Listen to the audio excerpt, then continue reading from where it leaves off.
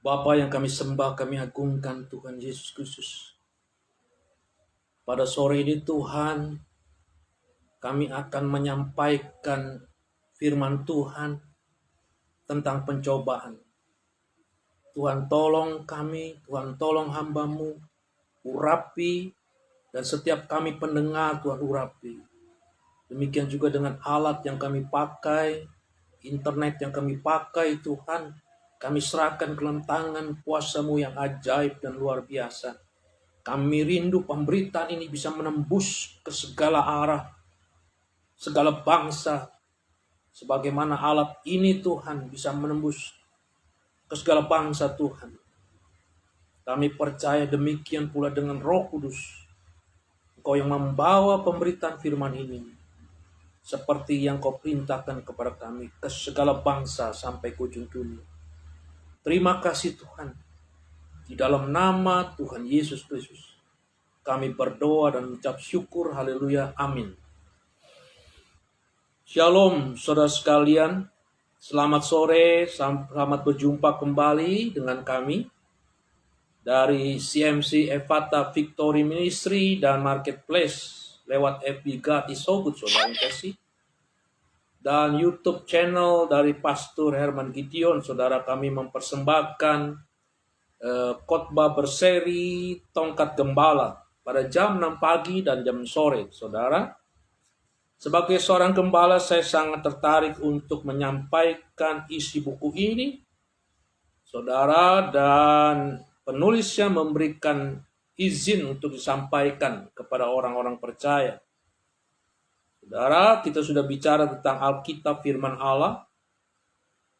Kita bicara tentang Allah, manusia, setan, dan Yesus Kristus, salib, darah Yesus, pertobatan saudara, iman, kasih karunia, baptisan Roh Kudus, dan Roh Kudus. Saudara, sekarang kita bicara tentang pencobaan. Pencobaan adalah saudara serangan iblis, di mana kita membuka pintu atau memberikan kesempatan kepada iblis, kepadanya untuk memanfaatkan situasi, kondisi, keadaan kita yang sedang kita hadapi itu demi kepentingannya sendiri, demi kepentingan iblis, saudara. Saudara, karena apa? Karena iblis selalu menunggu waktu yang tepat untuk menyerang lewat pencobaan. Saudara baca dalam Efesus pasal 4 ayat 7, firman Tuhan berkata demikian, dan janganlah beri kesempatan kepada iblis. Haleluya. Begitu ada kesempatan, saudara, dia akan masuk dan mengubah segala sesuatu menjadi pencobaan buat kita. Lukas pasal 4 ayat 13 adalah mengenai pencobaan yang dialami oleh Tuhan Yesus. Di ayat 13 firman Tuhan berkata demikian, sesudah iblis mengakhiri semua pencobaan itu, ia mundur daripadanya dan menunggu waktu yang baik. Haleluya. Saudara, hal tersebut juga akan dilakukan ketika dia berhadapan dengan kita semua. Oleh karena itu penting pada malam ini, pada sore ini, menjelang malam ini saudara mendengarkan tentang pencobaan. Di dalam Yakobus pasal 1 ayat 14-15 firman Tuhan berkata demikian, tetapi tiap-tiap orang dicobai oleh keinginan sendiri karena ia diseret dan dipikat olehnya. Dan apabila keinginan itu telah dibuai, ia melahirkan dosa, dan apabila dosa itu sudah matang, ia melahirkan maut. Jadi benar saudara, pencobaan adalah serangan iblis, di mana kita sendiri memberikan kesempatan untuk dia menyerang kita. Saudara, karena iblis memang menunggu waktu yang tepat untuk menyerang kita lewat pencobaan. Apalagi melihat keadaan-keadaan di mana kita sedang mengalami hal-hal yang bisa membuat kita jatuh, saudara. Membuat kita kehilangan fokus kita, kehilangan iman kita. Tantangan-tantangan yang kita hadapi, yang seolah-olah kita tidak kuat lagi, dan iblis masuk ke arah itu, saudara. Karena kita mulai meragukan akan Tuhan. Saudara, kita harus mengenal ini semua supaya kita tidak jatuh ke dalam pencobaan. Lalu pencobaan itu bisa membuat kita lemah, dan jatuh ke dalam dosa, saudara. Saudara, kita harus tahu serangan iblis difokuskan kepada dua hal. Yang pertama, dia fokuskan kepada keinginan duniawi. Jadi iblis mencari kesempatan untuk membuat manusia, saudara, fokus kepada keinginan duniawi. Seolah-olah keinginan duniawi adalah segala-galanya. Yaitu seperti berkat materi yang dunia tawarkan dan menjadi pusat keinginan kita, saudara. Atau kita menjadikan kehormatan dan popularitas menjadi tujuan hidup kita, yang menjadi ambisi yang utama dari kita. Dan iblis bisa masuk dalam hal tersebut. Atau dia menanamkan dalam pikiran kita bahwa di dunia ini dasar keamanan dan damai sejahtera hidup kita adalah kalau kita terpenuhi semua kebutuhan duniawi kita. Haleluya, seolah-olah itulah segala-galanya supaya kita merasa aman dan damai sejahtera. Kalau kebutuhan duniawi, saudara yang kasih, itu terpenuhi. 1 Yohanes pasal 2 ayat 15, firman Tuhan berkata demikian, saudara. Janganlah kamu mengasihi dunia dan apa yang ada di dalamnya. Jikalau orang mengasihi dunia, maka kasih akan Bapa tidak ada di dalam orang tersebut. Dan Yakobus pasal 4 ayat 4 berkata, hai kamu orang-orang yang tidak setia, tidakkah kamu tahu bahwa persahabatan dengan dunia adalah permusuhan dengan Allah? Jadi barang siapa hendak menjadi sahabat dunia ini, ia menjadikan dirinya musuh Allah. Haleluya. Saudara, biarkanlah setiap kebutuhan saudara, baik jasmani dan rohani, bukan karena ambisi dan ketergantungan dan keinginan saudara secara daging dan duniawi dan menganggap itu segala-galanya buat kita. Tetapi kita percaya ketika kita menaruh pengharapan kita kepada pemeliharaan penggembalaan Tuhan, maka bagi Tuhan Dia sanggup memenuhi segala kebutuhan kita. Baik kebutuhan jasmani kita maupun kebutuhan rohani kita. Bahkan Dia sanggup memberikan berkelimpahan bagi kita. Karena itulah janjinya, iblis datang untuk membunuh dan binasakan. Tapi gembala yang baik, Yesus Kristus itu datang untuk memberikan hidup dalam segala kelimpahan. Mari saudara kasih, datanglah kepada Kristus. Haleluya. 1 Timotius pasal 6 ayat 11 firman Tuhan berkata demikian. Tetapi engkau, hai manusia Allah, saudara dan saya, jauhilah semuanya itu. Kejarlah keadilan, ibadah, kesetiaan, kasih, kesabaran, dan kelembutan. Haleluya. Saudara, Tuhan ajarkan kita untuk mengejar semua itu. Yaitu keadilan, ibadah, kesetiaan, kasih, kesabaran, dan kelembutan. Artinya ketaatan kita kepada firman Tuhan supaya kita menjadi berkat buat banyak orang. Karena kita sudah berkati oleh Dia. Yang kedua, fokus yang kedua yang iblis sedang lakukan kepada kita di dalam ia mencobai kita adalah yaitu fokus kepada keinginan daging. Yang pertama tadi keinginan duniawi dan sekarang keinginan daging. Saudara, oleh korban Kristus, orang percaya telah dibebaskan sesungguhnya dari akibat-akibat dosa. Dan bahkan dari kuasa dosa. Roma pasal 6 ayat 10-11 firman Tuhan berkata demikian. Sebab kematiannya adalah kematian terhadap dosa. Satu kali dan untuk selama-lamanya. Dan kehidupannya adalah kehidupan bagi Allah. Jadi dengan demikianlah hendak kamu memandangnya. Bahwa kamu telah mati bagi dosa, tetapi kamu hidup bagi Allah dalam Kristus Yesus. Haleluya, saudara, melalui kematian Kristus, saudara tidak lagi harus hidup di dalam kedagingan. Karena kedagingan itu dimatikan dalam kehidupan kita, saudara. Tetapi justru kita harus memandangnya, kita harus hidup untuk Allah, untuk kemuliaan Dia. Haleluya. Namun kita masih hidup di dunia ini, saudara yang kasih. dan masih tinggal dalam tujuh jasmania kita. Bagaimana mungkin kita bisa meninggalkan itu semua?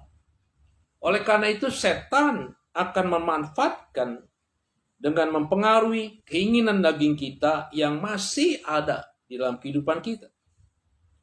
Kita lebih mementingkan kebutuhan daging daripada suara Roh Kudus. Kalau iblis tahu perkara itu, saudara kasih. Sebab keinginan daging adalah perseteruan dengan Allah, karena ia tidak takluk kepada hukum Allah. Hal ini memang tidak mungkin baginya, tetapi kamu tidak hidup dalam daging. Inilah firman Tuhan yang disampaikan kepada kita, dan kita harus pegang teguh sesuai dengan apa yang firman Tuhan sampaikan kepada kita. Kita tidak hidup lagi dalam daging, karena kita telah ditebus oleh Kristus yang mati untuk kedagingan kita. Tetapi melainkan kita hidup untuk roh kita, dalam roh.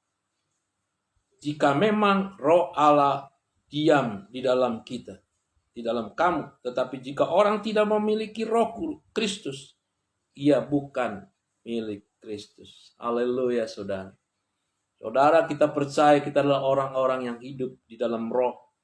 Karena roh Allah ada dalam kehidupan kita. Puji Tuhan, saudara kasih, kita akan belajar lagi tentang kemenangan yang asli. Dari siapa? Dari setan, Yesus Kristus, dan kita semua sebagai orang percaya.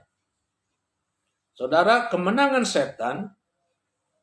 setan memperoleh kemenangan lewat keinginan duniawi dan keinginan daging.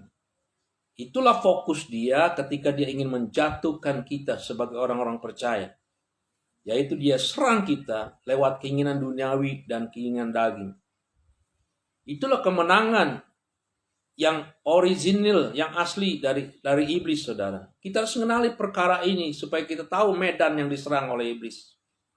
1 Yohanes pasal 2 ayat 16, firman Tuhan berkata demikian, sebab semua yang ada dalam dunia, yaitu keinginan daging dan keinginan mata serta keangkuhan hidup, bukanlah berasal dari Bapa, melainkan dari dunia. Haleluya. Jadi pencobaan yang iblis lakukan berputar dari area ini, saudara. Keinginan daging, keinginan mata, dan keangkuhan hidup. Oleh karena itu 1 Yohanes pasal 2 ayat 16, firman Tuhan sampaikan kepada kita, saudara, supaya kita tidak ada di situ. Itu bukan berasal dari Bapa, melainkan dari dunia ini. Saudara, kita belajar dari pencobaan yang dialami oleh Hawa. Dan itu pula yang akan kita alami sebagai orang-orang yang percaya.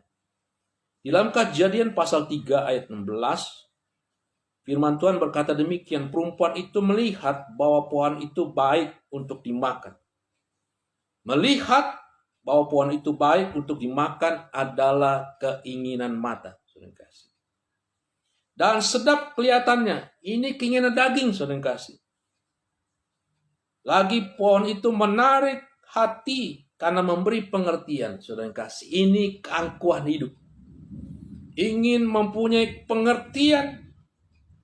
Sesungguhnya Tuhanlah yang sumber pengertian bagi kita.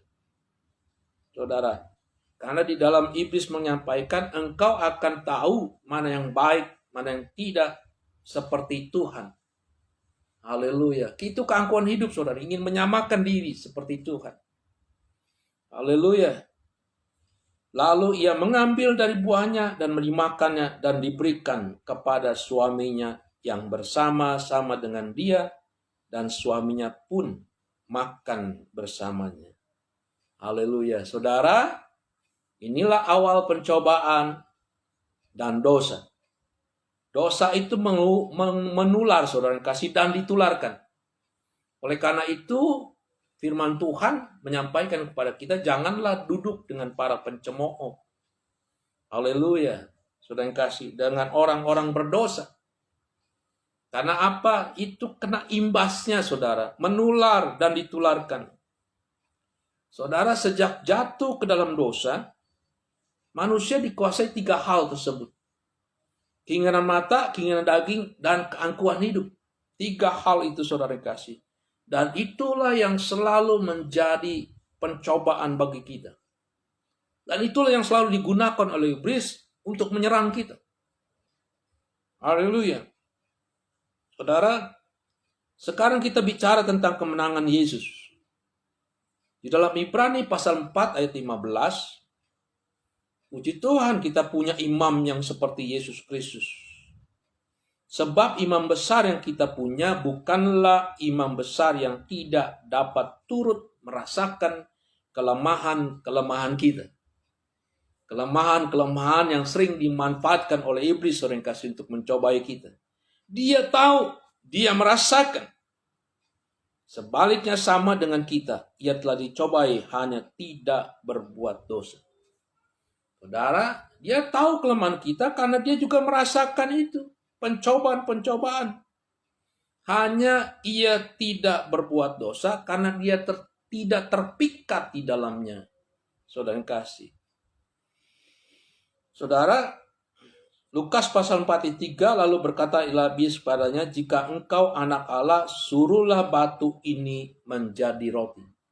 Itulah pencobaan yang pertama iblis sampaikan kepada Yesus Kristus ketika Tuhan Yesus berpuasa dan ia merasakan lapar dan iblis tahu kondisi itu dan dia serang dari arah itu.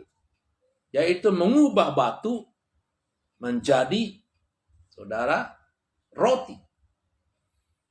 Berarti itulah seringkali keinginan daging. Seringkali keinginan daging. Daging kita harus diisi dengan roti. Dan Yesus menjawab, bukan hanya oleh roti orang dapat hidup, tapi dari setiap firman yang keluar dari mulut Allah. Saudara, ini senjata yang juga bisa pakai sebagai pedang roh, yaitu firman Tuhan. Ketika kita diserang juga dari sisi kedagingan kita. Ada banyak orang seringkali karena keinginan daging. Misalnya rasa ini perut seringkali. Makanan itu bisa terjadi pembunuhan seringkali. Bisa menimbulkan dosa. Ada banyak orang mencuri. Saudara melakukan dosa, tipuan. Cuma karena ingin memenuhi keinginan perut, keinginan dagingnya. Dia lakukan dosa. Bahkan merugikan orang lain. Bahkan sampai membunuh. Saudara, iblis masuk ke arah itu. Dan Yesus memberikan contoh bagaimana melawan itu. Dengan pedang roh yaitu firman Tuhan. Bukan hanya oleh roti manusia dapat hidup. Tetapi dalam setiap firman yang keluar dari mulut Allah. Senjata ini pula yang sering saya pakai, sering kasih ketika dalam kondisi tertentu, saya harus menahan lapar, karena tidak tersedianya atau tidak mungkin makan pada saat itu, saudara yang kasih. Ada tugas atau perjalanan dan sebagainya. Ada sesuatu yang bisa menghambat untuk memenuhi kemakan walaupun perut itu terasa lapar. Ayat ini saya sampaikan dan saya perintahkan ke tubuh saya untuk keinginan makan itu hilang. Saudara, kalau tidak hilang, saudara kasih, tubuh itu akan bereaksi, saudara kasih. Otak itu akan mengirimkan sinyal kepada perut kita bahwa kita sedang lapar. Lalu perut itu menyediakan tempat, menyediakan sesuatu yang akan masuk makanan ke dalam perut, yaitu asam dan sebagainya. Dan kalau terus dibicarakan, itu perut akan melakukan penghancuran seperti ada makanan di dalamnya, saudara. Sementara itu asam terus datang untuk menghancurkan makanan, padahal makanan tidak ada. Dan itu diperintahkan oleh otak, saudara. Dan itulah sebabnya kenapa orang bisa sakit ma. Karena ketika lambungnya bergerak menghancurkan makanan, padahal tidak ada makanan. Sehingga lambung itu menggesek satu dengan lain dan tiada terluka. Dan asam membuat jangan jadi perih. Oleh karena itu gunakan firman Tuhan kalau suatu saat oleh keadaan saudara tidak bisa makan pada saat yang sama pada saat itu. Tertunda karena hal dan sebagainya. Dalam perjalanan jauh sebagai seorang musafir. Atau di tengah pelayanan di tengah hutan dan sebagainya. Saudara, pencobaan yang kedua yang Yesus alami yang menjadi pelajaran buat kita adalah di Lukas pasal 4 ayat 5. Kemudian dia membawa Yesus ke suatu tempat yang tinggi. Dalam sekedap mata ia memperlihatkan kepadanya semua kerajaan dunia. Dan dia berkata, semua itu telah diserahkan bagiku. Kalau engkau menyembah aku, maka itu pun aku kuserahkan bagimu. Karena aku punya hak untuk menyerahkan itu. Itu ditawarkan iblis kepada Yesus. Ini adalah bicara tentang keinginan mata. Terima kasih. Haleluya, puji Tuhan. Tapi sekali lagi, Yesus tidak mau melakukan itu, saudara. Dan Yesus berkata bahwa hanya kepada Tuhan sajalah engkau menyembah. Ada banyak orang ditawarkan kepada keinginan mata. Akhirnya menjadikan semua itu berhala dan menggantikan Tuhan yang seharusnya menjadi sumber penyembahan kita, tapi dirubah menjadi kepada keinginan mata, kepada hal-hal yang duniawi seringkali, kepada harta, kepada aset, kepada uang, kepada kekayaan. Kita sembah itu seringkali, seolah-olah dia menggantikan Tuhan dalam kehidupan kita. Kalau tidak ada itu, kita tidak bisa hidup. Haleluya. Padahal Tuhanlah sumber kehidupan satu-satunya. Kita menyembahnya dan kita jadikan itu berhala. Itulah pencobaan yang kedua, fokus iblis, yaitu keinginan mata. Dan itulah yang dialami oleh Yesus. Dan sekali lagi Yesus menggunakan pedang roh, yaitu firman Allah. Dia berkata, hanya kepada Allah lah engkau menyembah. Haleluya. Jadi iblis tidak berhasil menjadikan Yesus pengikutnya untuk menyembah dia. Ada banyak manusia, saudara yang kasih, demi kekayaan, demi keinginan mata itu, dia lari ke persugihan. Dulu Gunung Kawi terkenal sekali untuk mencari kekayaan, saudara yang kasih. Dan akhirnya dia membuat memorandum of understanding dengan iblis. Dan ada banyak yang harus dia korbankan. Kadang-kadang nyawa anaknya, atau anaknya menjadi cacat dan sebagainya, menjadi tumbal dari perjanjian yang dia buat dengan iblis demi keinginan matanya itu sendiri, yaitu kekayaan, saudara kasih.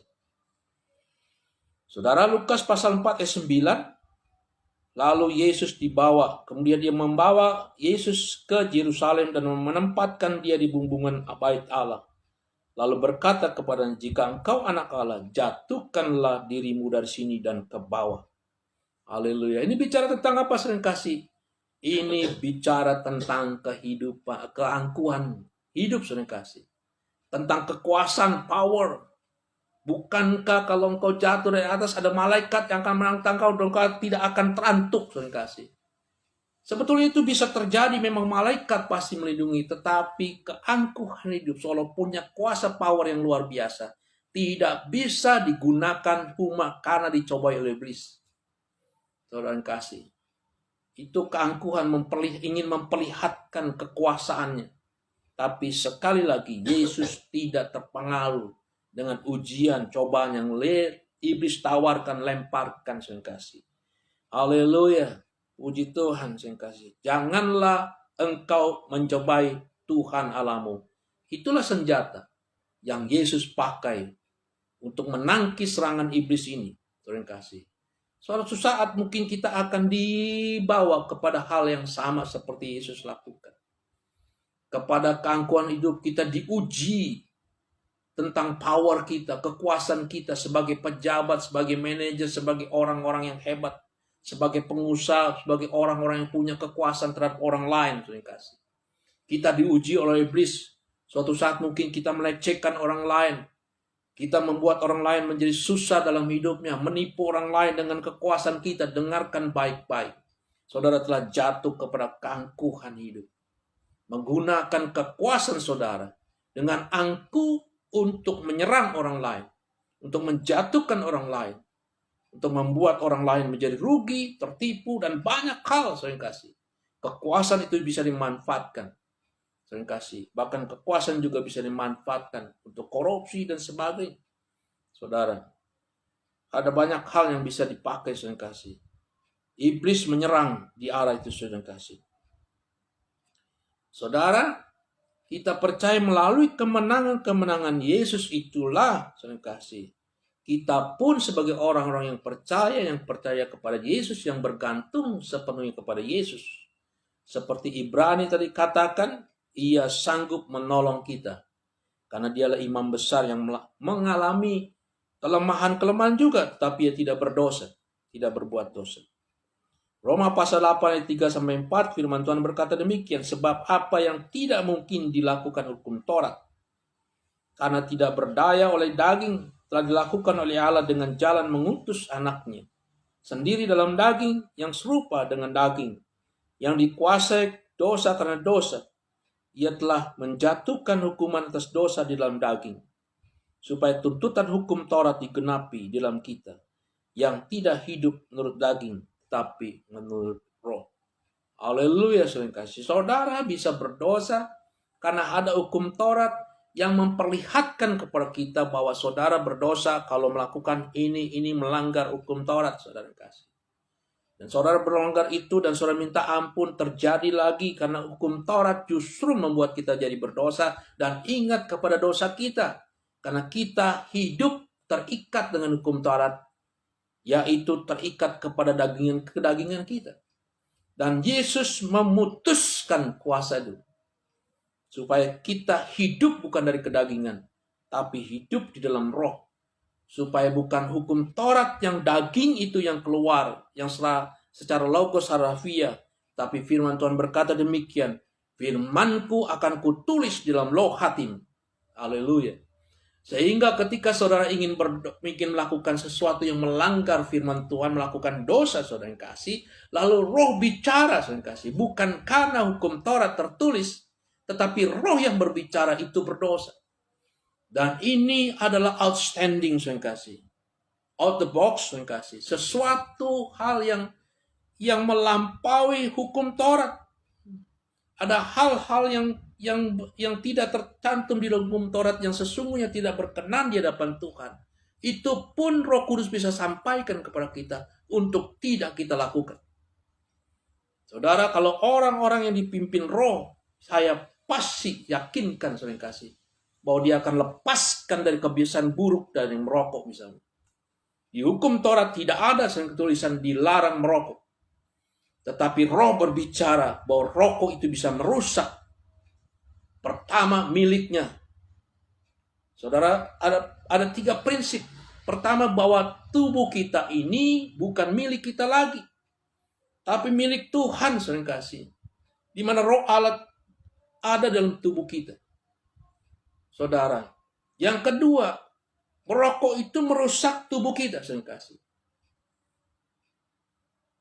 Dan itu memang dibuktikan secara ilmiah dan di dalam bungkus rokok pun sudah tertulis. Rokok bisa menyebabkan kanker, saudara kasih. Bisa membunuh manusia. Saudara, itu saya sudah pernah melayani orang yang kanker tenggorokan sampai dibolongin di sini, saudara kasih. Pasang selap. Dan kita doakan terus. Tiap hari kita layani. Saudara. Sampai sembuh dan sekarang sehat luar biasa. Penyebabnya karena rokok, saudara kasih. Dari tidak bisa bersuara sampai bisa bersuara. Itu saudara kasih. Kalau batuk itu reaknya keluar bukan hanya dari mulut, tetapi dari tenggorokan yang dibolongin itu. Jijik rasanya. Tetapi oleh kemurahan Tuhan yang terus kita doakan, kita bangkitkan imannya. Bahwa Yesus sanggup menyembuhkan segala penyakit dan akhirnya sembuh. Haleluya. Prinsip yang ketiga, sering kasih, pemiliknya pasti marah kalau barang kepunyaannya itu dirusak. Itu saja, sering kasih. Saudara tahu kan prinsip pertama? Tubuh ini milik Tuhan. Dan kalau dirusak, pemiliknya pasti marah. Tidak mungkin tidak. Tidak perlu tunggu neraka, sering kasih. Tapi selama di dunia, Tuhan bisa membuat saudara sengsara karena merusak tubuh miliknya dia sendiri. Salah satunya adalah penyakit kanker disebabkan oleh rokok. Atau ada dosa-dosa yang lain, sering kasih, yang bisa merusak diri saudara sendiri. Haleluya. Itulah sebabnya kita harus hidup menurut roh, bukan menurut daging. Haleluya, puji Tuhan. Itulah kemenangan Yesus, supaya kemenangan kita pun kita dapatkan melalui kemenangan Yesus itu. Keinginan daging itu sudah dimatikan ketika Yesus mati di kayu salib. Supaya kita hidup lagi bukan berdasarkan keinginan daging, tapi hidup menurut keinginan roh. Saudara, yang ketiga seringkali kemenangan kita sebagai orang-orang percaya adalah kemenangan yang terus-menerus seringkali. Haleluya. Dan kita tidak bisa pungkiri, saudara, bahwa kita bisa saja selama kita masih hidup dalam dunia ini jatuh bangun. Saudara, di dalam kita memerangi keinginan daging kita. Dosa yang ada dalam diri kita itu seringkali. Sekalipun kita telah menerima pengampunan. Oleh karena itu firman Tuhan berkata, pergumulan saudara melawan dosa itu belum mencucurkan darah. Kalau saya mendengar itu, saya seperti diingatkan kepada Yesus Kristus Tuhan kita ketika dia di Taman Getsemani. Dia tahu dia akan masuk ke dalam jalan salib di mana dia akan menanggung segala dosa manusia. Jalan yang penuh dengan kesengsaraan, mengorbankan dirinya demi kita, orang-orang berdosa. Lalu dia berdoa di Taman Getsemani, dan ketika dia berdoa, keringatnya itu seperti darah keluar. Pergumulan yang berat seringkali. Dan murid-muridnya ketika dia minta untuk turut berdoa, justru tertidur. Dan dia benar-benar sendirian di Taman Getsemani. Oleh karena itu jangan heran seringkali sebagai manusia yang 100% Yesus Kristus itu. Dia berkata, Bapa, kalau boleh lalu daripadaku. Tapi biarlah kehendakmu yang jadi. Saudara, itulah sebabnya kenapa melalui dia kita percaya seringkali bahwa kita pun bisa mengalami kemenangan. Haleluya. Kemenangan yang terus-menerus dijamin. Walaupun jatuh bangun seringkali, kita percaya pada titik yang terakhir. Seringkali tubuh, jiwa, roh kita terpelihara sempurna sampai kedatangan Yesus yang kedua kali. Kuasa kemenangan telah diberikan kepada kita melalui apa? Melalui Roh Kudus. Karena itulah yang dijanjikan kepada kita supaya dia menyertai kita sampai akhir zaman. Oleh karena itu kita harus bergaul dengan Roh Kudus. Galatia pasal 5:25 firman Tuhan berkata demikian, jikalau kita hidup oleh Roh, baiklah hidup kita juga dipimpin oleh Roh. Haleluya. Saudara kasih mudah sekali untuk dipimpin oleh Roh. Bergaulah dengan Roh Kudus. Haleluya, sering kasih. Saudara Henok adalah salah satu contoh orang yang bergaul dengan Roh Kudus. Bergaul dengan Allah. Di dalam perjanjian lama itu dikatakan bergaul dengan Allah. Tetapi dalam perjanjian baru Allah itu sudah menjadi Roh Kudus yang kasih. Bergaul dengan Roh Kudus. Nah, sering kasih di dalam kitab King James Version sering kasih. Bergaul itu ditulis dengan kata walk with God sering kasih. Berjalan dengan Roh Kudus. Berjalan dengan dia. Berjalan dengan dia berarti berdampingan, dipimpin, saudara, dinasihati, ditegur. Saudara yang kasih dipegang dengan tangan kanan yang kuat untuk membawa kita dari kemenangan satu kepada yang lain. Dituntunnya kita yang kasih. Itu berjalan, bergaul dengan dia. Oleh karena itu ada 7 kunci kemenangan yang kasih bagi orang-orang yang bergaul dengan Roh Kudus. Yang pertama, saudara harus penuh keyakinan percaya bahwa kemenangan itu sudah diberikan kepada kita. Haleluya. Itulah janjinya kepada kita. Bahwa kita adalah orang-orang yang lebih daripada pemenang, kata firman Tuhan. Harus kita pegang itu sebagai janji Tuhan. Sehingga kita bisa kuat dan kita maju menghadapi pun juga bukan sebagai orang delusi. Mental pemenang itu kita akan gunakan di dalam setiap pencobaan yang kita alami dalam kita menghadapi hidup ini. Saudara, ketika kita percaya kita adalah menang, kita sudah memenangi pertempuran sebetulnya sebelum kita masuk ke dalam pertempuran.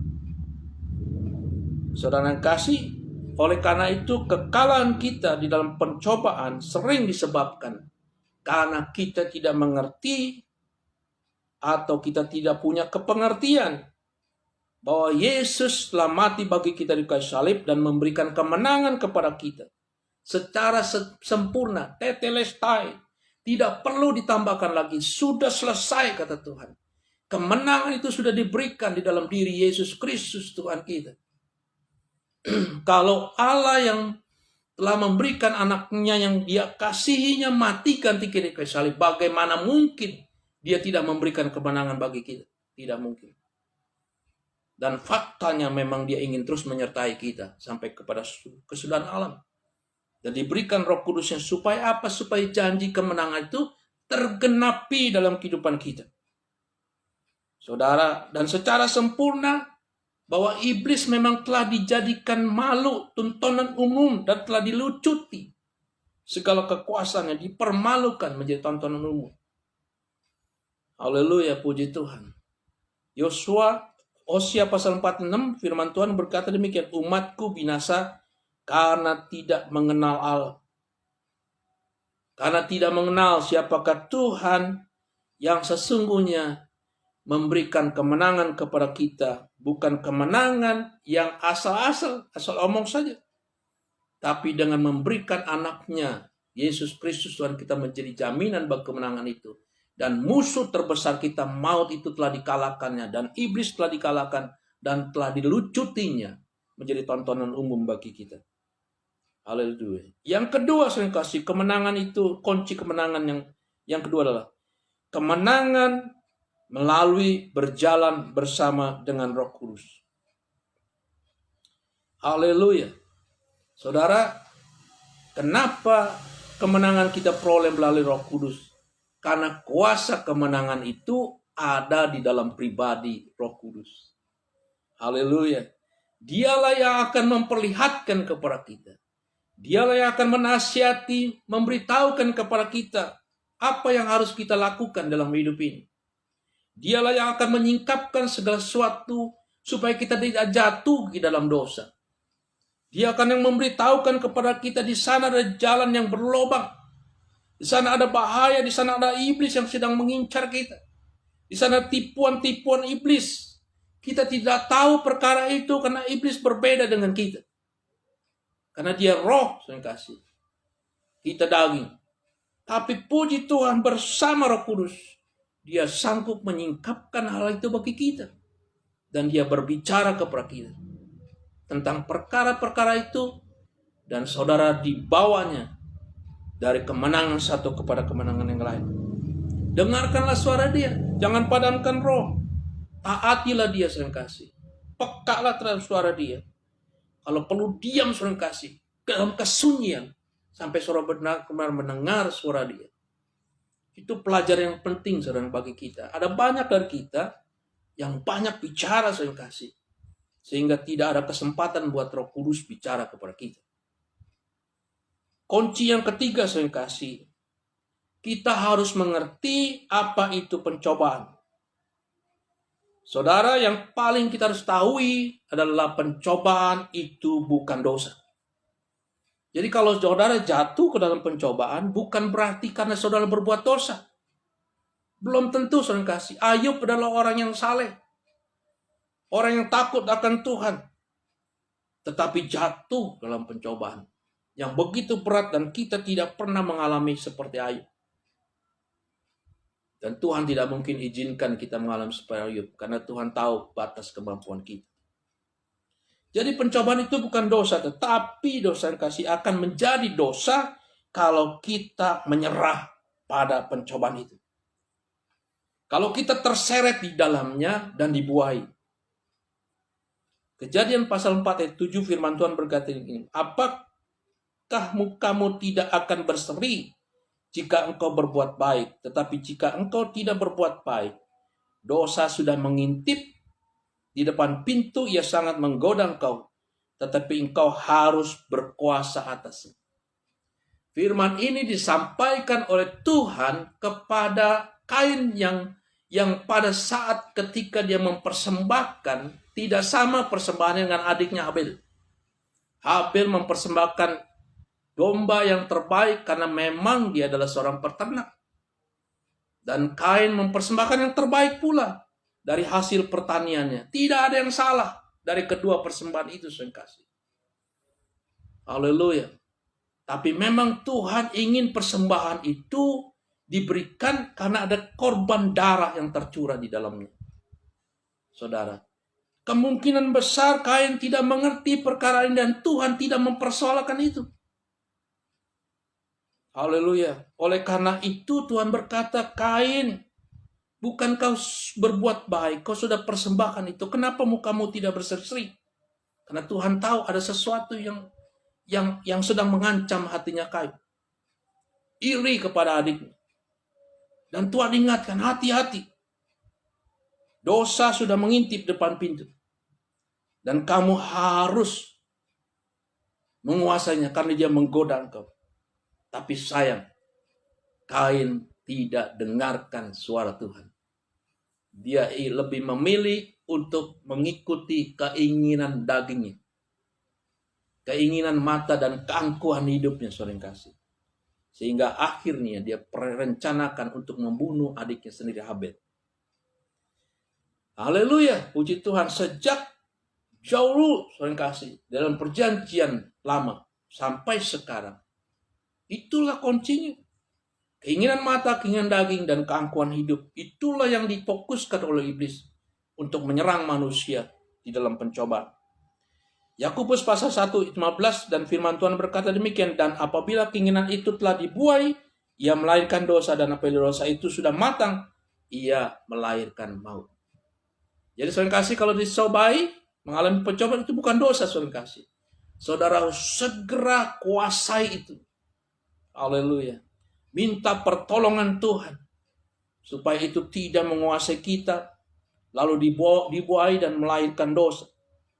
Dan kalau dosa itu sudah matang, dan itu akan melahirkan maut, saudara kasih. Jadi kanker berkarat dalam hidup kita. Kunci yang keempat, saudara kasih, untuk mendapatkan kemenangan dalam percobaan, yaitu mengerti dan percaya jalan keluarnya sudah tersedia. Saudara, kalau kita tahu hal itu, maka kita santai saja.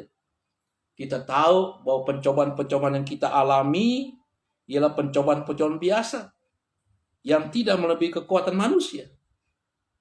Sekali lagi saya kasih, kalau saudara mengalami pencobaan di hadapan iblis, katakanlah atau saudara perintahkan ke dalam jiwa saudara, ke dalam alam pikiran saudara, pencobaan-pencobaan yang saya alami, pencobaan-pencobaan biasa yang tidak melebihi kekuatan saya. Sebab saya percaya Tuhan yang saya sembah adalah Tuhan yang setia. Dan karena itu tidak akan membiarkan saya dicobai melampaui kekuatan saya. Pada waktu saya dicobai, Ia akan memberikan jalan keluar kepada saya. Haleluya. Sehingga kita bisa menanggungnya. Puji Tuhan. Saudara, saya yakin dan percaya kalau kita bisa memberikan perintah kepada pikiran kita, kepada roh kita, bahkan di hadapan iblis, dengan perkataan firman Tuhan ini kan menjadi pedang roh untuk memberikan kekuatan kepada kita. Justru di tengah-tengah pencobaan kita bersukacita karena kita percaya, saudara yang kasih, di sana di tengah badai ada pelangi yang akan kita lihat, ada kemenangan yang akan kita peroleh, ada berkat yang akan kita dapatkan, ada next level, tingkat yang naik, tingkat yang lebih tinggi dalam kehidupan kita, dalam iman kita, dalam kehidupan kita. Ada promosi yang Tuhan akan berikan kepada kita ketika kita menghadapi percobaan itu. Jalankan itu, saudara kasih, bersama dengan Roh Kudus. Saudara akan lihat perkara yang besar akan terjadi, mujizat akan terjadi. Saudara kasih, oleh karena itu Yakobus pasal 4 ayat 7 berkata demikian, karena itu tunduklah kepada Allah dan lawanlah iblis, maka ia akan lari daripadamu. Haleluya. Puji Tuhan, saudara kasih. Efesus pasal 6 kan, gunakanlah semua senjata rohani kita, saudara kasih. Kita sudah bicara tadi tentang pedang roh, yaitu firman Allah. Atau tameng, saudara kasih, yaitu iman kita. Lawan iblis dengan itu semua, saudara kasih. Dia pasti lari karena dia telah dilucuti ketika Yesus mati di kayu salib. Dia tidak punya kuasa apa-apa lagi terhadap orang-orang yang percaya kepada Tuhan Yesus Kristus. Darahnya melindungi kita. Kesaksian hidup kita bisa mengalahkan iblis. Haleluya. Yang kelima, kunci yang kelima, saudara yang kasih, firman Tuhan berkata demikian. Yang kelima adalah seperti yang firman Tuhan katakan dalam Kolose pasal 3 ayat 1-2. Karena itu kalau kamu dibangkitkan bersama dengan Kristus, carilah perkara yang di atas di mana Kristus ada, duduk sebelah kanan Allah. Pikirkanlah perkara yang di atas, bukan yang di bumi. Jadi kunci yang kelima adalah tetap fokus, saudara yang kasih. Fokus yang benar dalam hidup ini, yaitu pikirkanlah perkara-perkara yang di atas, bukan yang di bawah. Saya percaya ketika kita konsentrasi fokus kepada yang di atas, maka yang di bawah itu akan menjadi kekuasaan kita. Percaya saudara kasih. Karena yang di atas itu akan menguasai yang di bawah. Puji Tuhan. The power of God. Ketika kita raih kuasa itu, touching the heart of God saudara kasih, maka yang di bumi itu akan tunduk kepada kita, tunduk kepada kekuasaan kita. Kita punya wibawa, power untuk mengatur apa yang dalam dunia ini. Bahkan kita bisa perintahkan berkat untuk datang kepada kita. Kalau kita memikirkan perkara yang di atas, bukan yang di bumi. Saudara. Haleluya.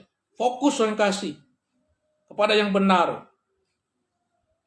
Filipi pasal 4 ayat 8 firman Tuhan berkata demikian. Jadi akhirnya saudara, ini fokus kepada hal yang di atas.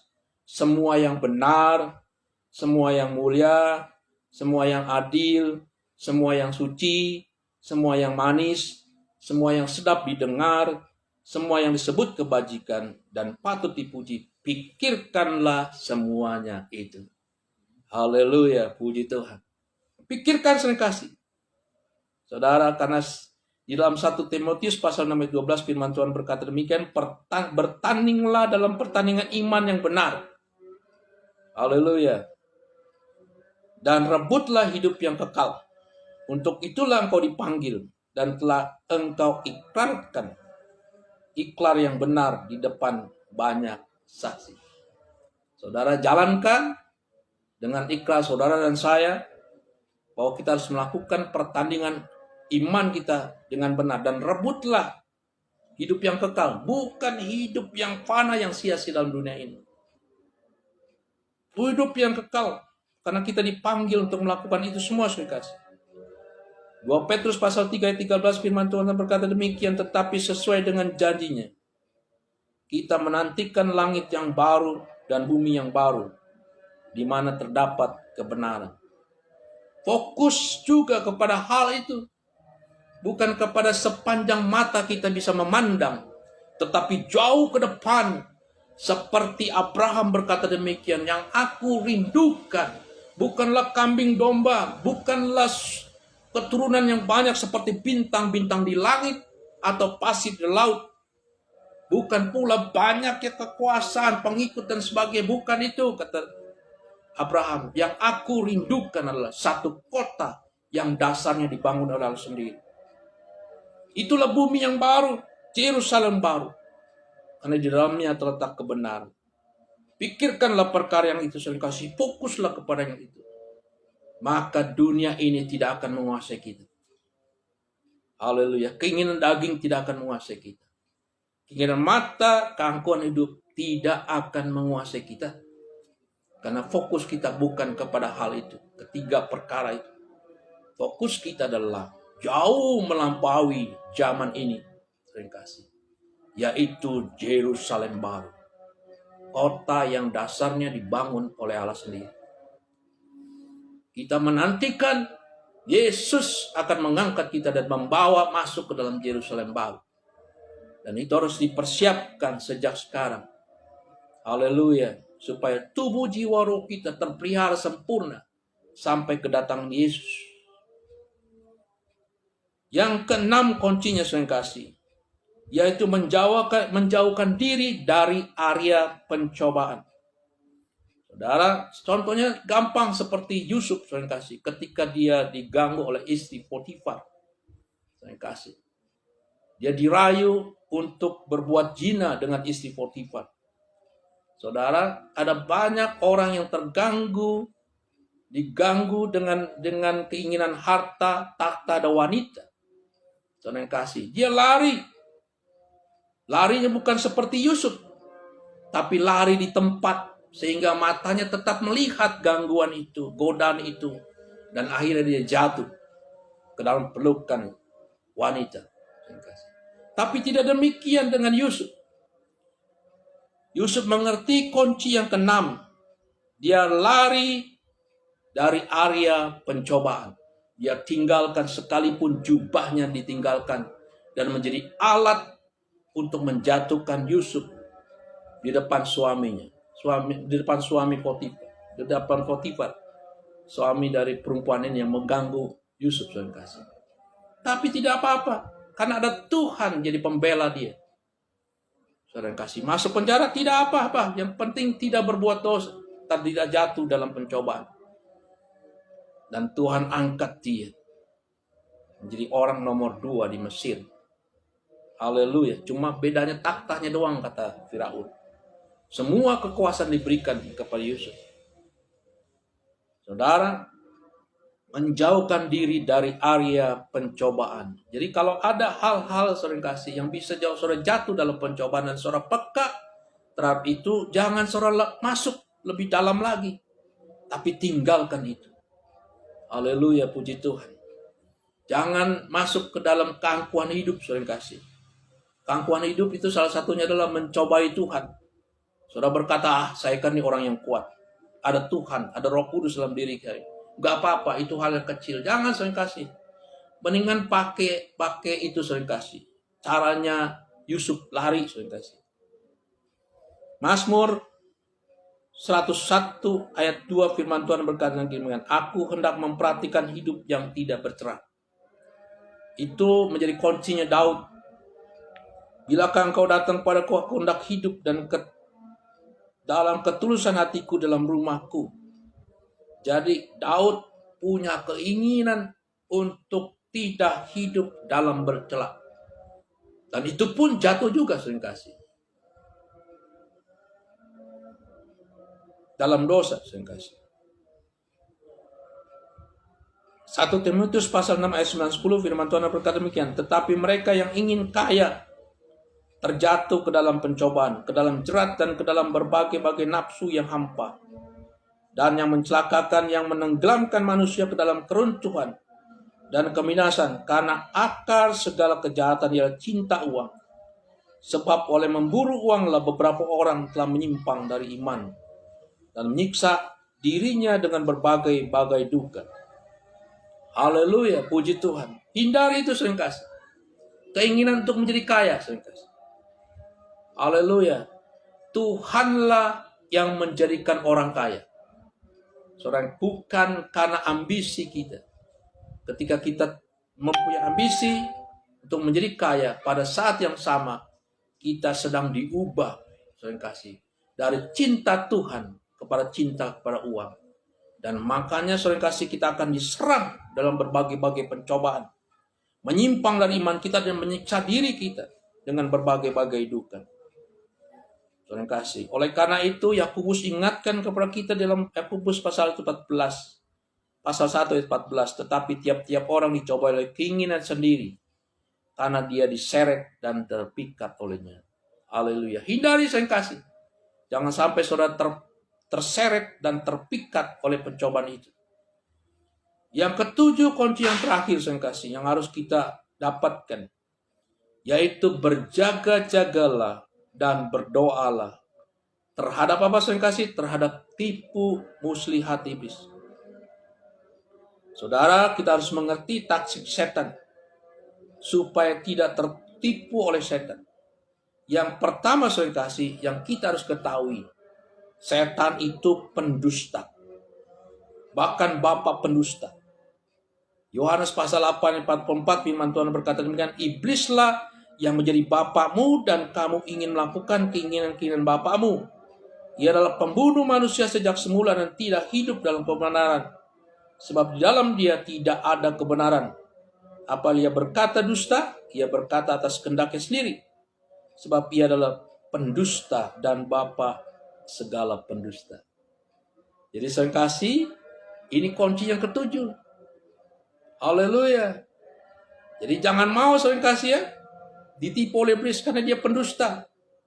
Berjaga-jaga dan berdoalah supaya kita tahu bisa menelanjangi perbuatan-perbuatan iblis. Kita tahu kalau kita sedang didustai, ditipu oleh iblis. Yang kedua, saudara yang kasih, setan itu penghujat dan pendakwa dan penyesat. Ini harus kita ketahui juga, saudara yang kasih. Wahyu pasal 12 ayat 9-10 berkata, dan naga besar itu, si luar tua yang disebut iblis atau setan yang menyesatkan seluruh dunia. Menyesatkan seluruh dunia. Dilemparkan ke bawah, dilemparkan ke bumi bersama-sama dengan malaikat-malaikat. Untuk menyesatkan manusia. Iblis, setan itu penyesat, saudara. Jangan dengarkan. Berjaga-jaga dan berdoalah untuk menghadapi semua. Dan aku mendengar suatu suara nyaring di surga berkata, sekarang telah tiba keselamatan dan kuasa dan pemerintahan Allah kita dan kekuasaan Dia yang diurapinya karena telah dilemparkan ke bawah. Pendakwa. Nah, si setan itu pendakwa, saudara yang kasih. Saudara kita yang mendakwa kita siang dan malam di hadapan Allah kita. Haleluya. Seperti Yosua, saudara yang kasih, ketika dia berpakaian kumuh, jelek, iblis berkata, wah Yosua jelek tuh. Itu melambangkan dia dosa, saudara yang kasih, dengan pakaian compang-camping pakaian. Tapi apakah yang dilakukan? Ganti pakaiannya. Lalu berikan dia sorban tahir. Bagi Tuhan, saudara yang kasih, dia hanya berkata saja untuk menyucikan, menguduskan saudara. Oleh karena itu, jangan dengarkan dakwaan dari iblis. Yang dia dakwa dalam hatimu seolah-olah Tuhan Yesus tidak sempurna menebus saudara di kayu salib. Seolah-olah masih ada dosa yang belum diampuni, yang mengejar-ngejar saudara, rasa bersalah yang terlalu dalam. Saudara, karena janji Tuhan, jikalau kita mengakui dosa kita, Dia adalah setia dan adil. Dia akan mengampuni segala dosa kita dan menjauhkan kita dari segala kejahatan. Inilah pedang roh, senjata yang bisa kita gunakan ketika iblis mendakwa kita. Sehingga saudara punya kelayakan yang luar biasa di hadapan Tuhan untuk melayan Dia. Bahkan berani masuk ke dalam ruang yang maha kudus sekalipun untuk berjumpa Dia, menghampiri tahtanya yang kudus itu. Itulah yang membuat kita bisa menikmati hadirat Tuhan dengan nyaman dan luar biasa, saya kasih. Karena kita tahu kita adalah orang-orang yang dikuduskan untuk bisa berjumpa dengan Dia yang maha kudus itu. Saudara, setan itu pencoba, itu saudara kasih pasti. Setan itu penguasa dunia. Seperti yang Dia sampaikan kepada Yesus. Semua ini telah berikan kepadaku. Semua kemuliaan, kekuasaan, kekayaan dunia. Setan itu penghalang, saudara kasih. Dan Rasul Paulus berkata, berapa kali aku ingin datang kepadamu, mengunjungi engkau, melihat engkau, melawat engkau, saudara kasih, membesuk engkau, kata Rasul Paulus. Tapi iblis selalu menghalangi. Haleluya. Jadi saudara kasih, kalau ada beberapa hal kegagalan dalam hidup kita, dalam pelayanan kita, jangan-jangan ada iblis yang menjadi penghalang, saudara kasih. Haleluya, kita harus lawan itu, kita harus berani melangkah masuk. Jangan biarkan dihalangi, saudara kasih. Dan iblis itu seperti singa yang mengaum-ngaum, saudara kasih. Dia mencari mangsa yang dapat diterkamnya. Haleluya, puji Tuhan. Dan setan itu bisa menyamar, saudara kasih. Haleluya, kita harus kenal ini, kita harus berjaga-jaga dari tipuan iblis. Bahkan bisa menyamar seperti malaikat terang. Oleh karena itu kita harus peka. Kita harus banyak berdoa. Kita harus banyak, saudara kasih, berjaga-jaga dalam hidup ini. Karena saudara kasih, bisa saja ada orang datang kepada kita seperti orang baik, masuk dalam gereja dan pelayanan kita. Kita terpikat di dalamnya, saudara kasih, kita tertipu, dan seketika dia masuk ke gereja kita, ternyata dia menjadi duri dalam pelayanan kita. Timbul domba, adu domba, timbul perpecahan dan sebagainya, saudara kasih. Bisa terjadi. Gorgio itu namanya, seorang hamba Tuhan kadang-kadang dia punya sifat seperti ini, ulah cincailah, nggak apa-apa itu, nggak apa-apa. Gitu, saudara kasih. Kurang tegas dalam mengambil keputusan. kurang tegas karena begitu mengasihinya sehingga bisa menerima apa saja. Saudara kasih, kurang peka. Dan ketika dia masuk saudara kasih, saudara, tiba-tiba dia bisa menjadi duri dalam pelayanan kita. Merusak semua di dalamnya. Dia bisa menjadi ilalang yang merusak gandum, atau sebagai kambing merusak domba. Suruh sono, tanduk sini, tanduk sana. Terima kasih. Haleluya, puji Tuhan. Dan iblis bisa mengirim itu, menyamar seolah-olah dia orang yang baik. Memberikan bantuan keuangan kepada kita ketika kita terima. Dan dengan keuangannya itu dia ingin menguasai pelayanan kita dan oleh orang yang punya uang itu. Kehilangan otoritas. Kehilangan jubah seorang imam, saya kasih, karena digantikan dengan uang dari orang yang datang masuk dalam pelayanan kita. Hati-hati saya kasih, karena setan juga bisa menyamar seperti itu. Sebagai umat pemenang, saya kasih, kita dipanggil untuk hidup dalam kemenangan. Kemenangan atas dunia ini. 1 Yohanes pasal 5 ayat 4, sebab semua yang lahir dari Allah mengalahkan dunia, dan inilah kemenangan yang mengalahkan dunia, yaitu iman kita. Kemenangan atas daging, saudara kasih. Setiap kita orang-orang percaya dipanggil untuk mengalami kemenangan atas daging. Galatia pasal 5 ayat 16. Maksudku ialah, hiduplah oleh roh, maka kamu tidak akan mengikuti keinginan daging. Kemenangan atas musuh, Efesus pasal 6 ayat 11. Kenakanlah seluruh perlengkapan senjata Allah, supaya kamu dapat bertahan melawan tipu muslihat iblis. Kenakanlah seluruh perlengkapan senjata, karena saudara dipanggil untuk memperoleh kemenangan dan mengalami kemenangan demi kemenangan.